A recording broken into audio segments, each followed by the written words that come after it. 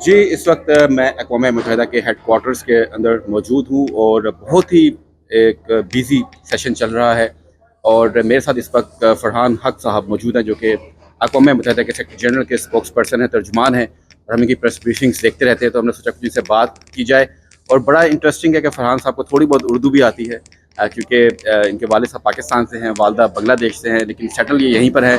थोड़ी हल्की फुल्की उर्दू में भी शायद बात कर पाएँ, लेकिन इंग्लिश भी मिक्स कर लेंगे तो अच्छा मज़ा आएगा। सर दोनों में हम बात दोनों करेंगे। मज़ा। अच्छा sir, thank you very much to be with the airway news. Farhan साहब, सदर ट्रंप ने जो कल स्पीच की, उसकी मिसाल तारीख में नहीं मिलती। जिस तरीके से उन्होंने यूएन पर क्रिटिसाइज़ किया, उन्होंने दुनिया भर को क्रिटिसाइज़ किया और कहा, एक किस्म का दिखाया कि मैं न्यू वर्ल्ड ऑर्डर हूँ, यूएन कुछ नहीं। हमें ऐसा महसूस हुआ। आप being the spokes person of the secretary general, आपके क्या तासुरात हैं, आपके क्या ख्याल हैं? हम सोचता सारी दुनिया में बहुत मुश्किल है, बहुत डिफिकल्टी है होता।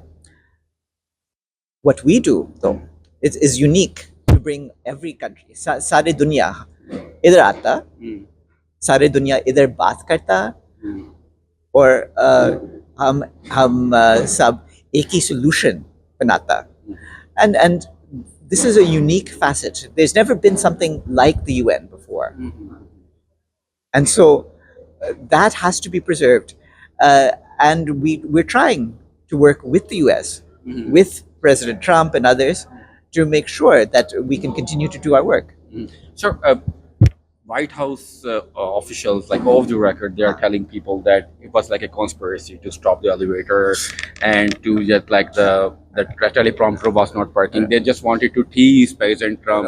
Well, first of all, that's not our teleprompter. It's their teleprompter, so you can ask them about that. On the escalator, we have a safety mechanism.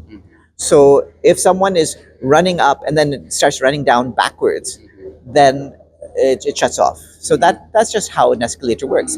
Most escalators, idri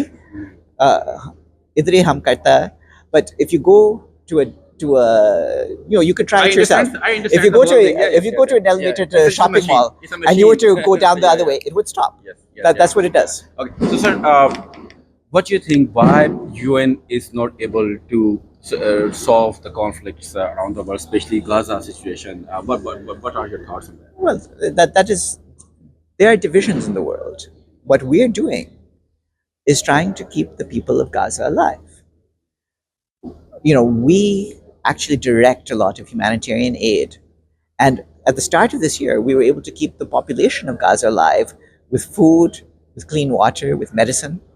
If there's a ceasefire, we can continue to do that. But ultimately, all the countries of the world have to work together for a ceasefire, for the release of hostages, and for humanitarian aid to go to whoever needs it. So this time, U.S. refused visa for Mahmoud Abbas. I mean, they actually violated their own law. It's a federal law that they cannot stop anyone to come to the UN. It is an agreement with the UN. Yeah. It's called Headquarters Agreement. फिर जब लोगों इधर ही काम करता है, they need the visa, and they're supposed to give it. They didn't do it this time, but the president of Palestine, Mahmoud Abbas, will speak by video. So how much optimistic you are that Gaza situation will be better in coming days? Do you see anything like in near future or no? If you'd asked me 2 years ago whether we would still be talking about a war in Gaza now, I would have said no, it can't last for 2 years. It's gone on too long already. It has to stop. But I can't be optimistic when it's already been this long. So what is your message to those who are opposing I'm asking about the Hamas, if they just agree to just surrender, everything is going to be okay. That's what President Trump says and some other countries say. Do you think that Hamas should just but what is UN stance on that? What we believe is that Hamas needs to free all the hostages they have. Israel and Hamas need to agree to a full ceasefire, and Israel has to allow all the humanitarian aid in. Those are the things that have to happen. So we're pushing for that. Sir, Pakistan India हमेशा से tensions होता है और अभी जंग भी हुई. There was war, 3 days war, whatever. And the main issue is Kashmir, and we all know that UN passed historic resolutions many decades ago, but it never implemented. So how UN see this, the resolution on Kashmir issue? We want to make sure that India and Pakistan are able to resolve their differences bilaterally, and the UN will encourage them. We continue to have a peacekeeping force, UNMOGIP, in Kashmir on the line of control, and we'll do what we can to help. But ultimately, this is an issue for the two governments to resolve. So, but क्या आज भी अहमियत है still like जो UN की resolution जो पास हुई थी जो मंजूर हुई थी Yeah. is it still valid that resolution All resolutions are on the books, and we want all countries to abide by them. okay. So and so we have seen that all the Islamic countries and Arab countries have a meeting with President Trump. How do you see that? Like we are hearing that they're trying to make a NATO like Islamic alliance, something like that. But how you will see these kind of meetings here? This is the usefulness of the UN.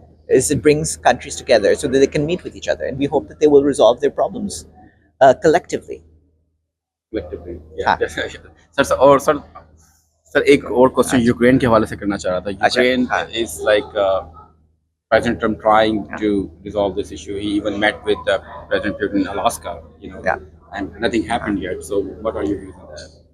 What we want for Ukraine is a peace that is based on the UN Charter, on the resolutions of the United Nations, and on the principle of territorial integrity.